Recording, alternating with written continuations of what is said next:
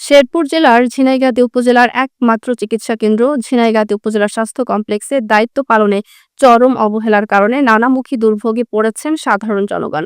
বিগত কয়েক মাস ধরে এই হাসপাতালে সেবা নিতে গিয়ে রোগীদের নানা হয়রানির শিকার হতে হচ্ছে।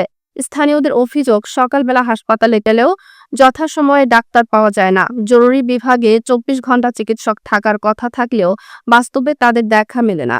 বেশিরভাগ সময় তারা রেস্ট রুমে অবস্থান করেন এবং বিশেষ ক্ষেত্রে সেখান থেকে রোগী দেখেন। এছাড়া কিছু চিকিৎসকের ওষুধ কোম্পানির প্রতিনিধিদের সাথে ঘনিষ্ঠ সম্পর্কের কারণে নিম্নমানের ওষুধ প্রেসক্রিপশন দেওয়া হয়, যা বাজারে সহজে পাওয়া যায় না। এতে সাধারণ রোগীরা চরম ভোগান্তিতে পড়েন।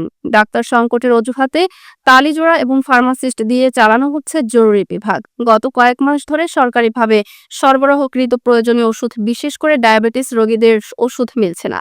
সরবরাহ না থাকার অজুহাতে রোগীদের ফিরিয়ে দেওয়া হচ্ছে। হাসপাতালের পরিচ্ছন্নতাও প্রশ্নবিদ্ধ। ভেতরে প্রবেশ করলেই পরিষ্কার পরিচ্ছন্নতার ঘাটতি চোখে পড়ে। ফলে রোগী ও স্বজনদের বিরক্তি বাড়ছে। এছাড়া সরকারি অফিস সময় মানার কোনো বালাই নেই, যার ফলে দায়িত্বপ্রাপ্ত কর্মকর্তারা নিজেদের ইচ্ছে মতো অফিস করেন। ডাক্তাররা ছুটি কিংবা প্রশিক্ষণের নাম করে হাসপাতালে অনুপস্থিত থাকেন বলে অভিযোগ রয়েছে।